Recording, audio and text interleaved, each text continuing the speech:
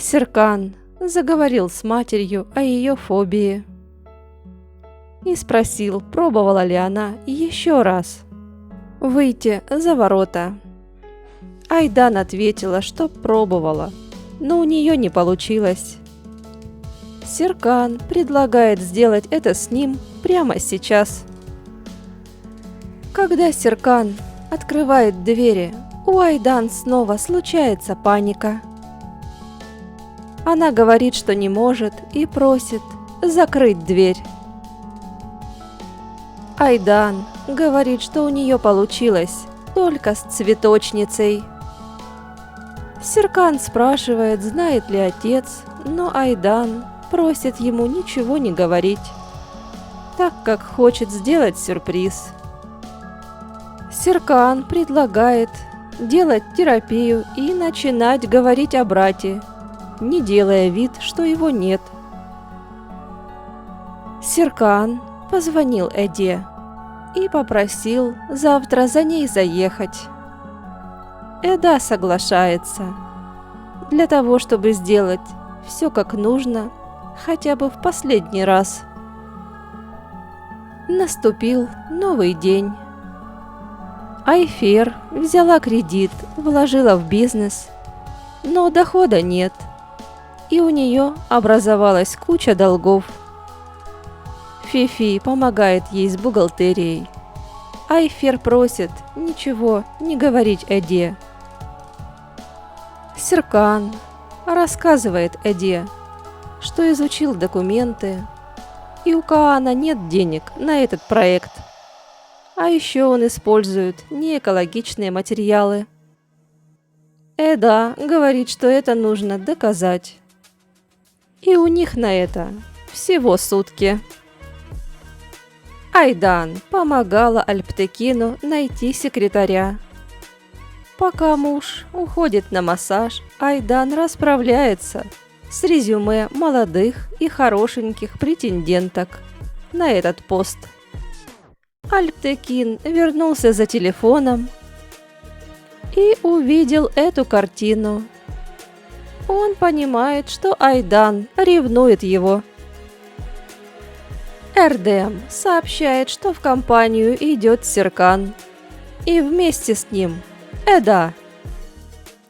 Работники рады.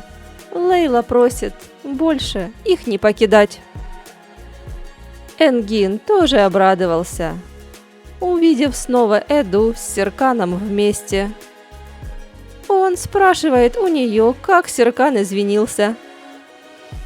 Эда молчит, а Серкан говорит ему, что они не помирились и встретились только ради работы.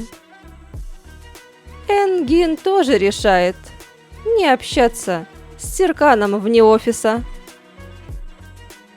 Айдан, проводя собеседование, близка к нервному срыву, так как девушки на пост секретаря словно из модельного агентства. Наконец-то Айдан находит подходящую кандидатуру. Перил предлагает Энгину выпить кофе, но тот и от кофе отказывается. Он звонит Джерен и спрашивает, до каких пор ему нужно говорить Перил нет. Джерен объясняет, что чем больше девушку отвергают, тем она больше к тебе тянется. Далее Джерен советует пригласить Перил на ужин. Энгин говорит, что не разбирается в готовке, и Джерен предлагает ему помочь приготовить ужин вместе. Эда с Серканом в поиске доказательств неэкологичности материалов Каана. Энгин решается и приглашает на ужин Перил поговорить о работе. Перил соглашается поесть вместе и обговорить деловые вопросы. Эда с Серканом находят склад, в котором, возможно, вместо экологичных материалов находятся другие. Серкан звонит господину Фикрету и просит проверить складское помещение.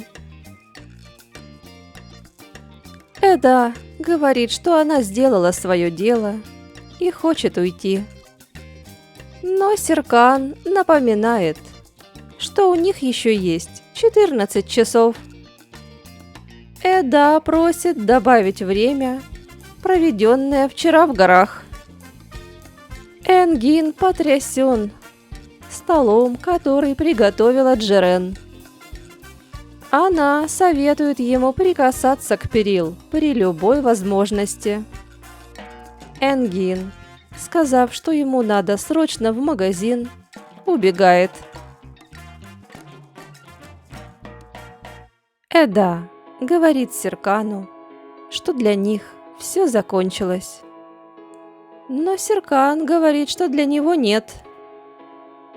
Эда просит не звонить ей больше. «Ты правда не хочешь со мной?» Вдруг говорит Серкан. «Точно не хочешь со мной заниматься отелем?» Серкан спрашивает у Эды, в чем дело.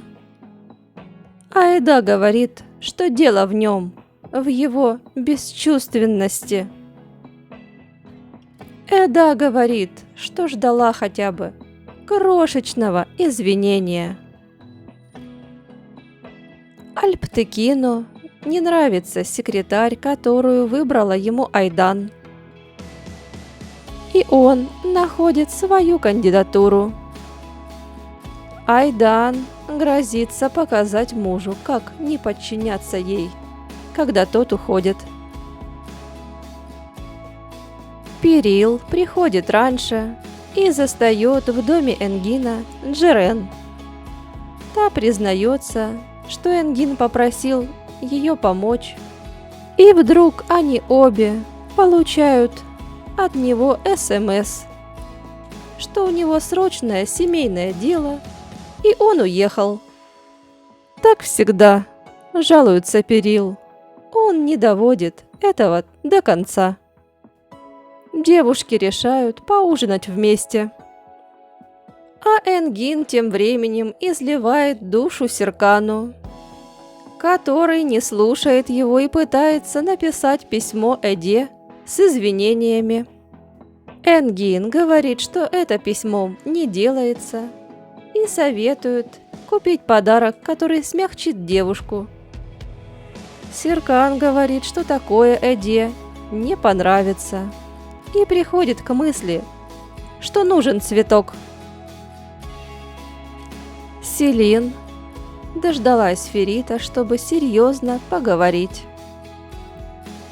Ферит сказал ей, что принял решение.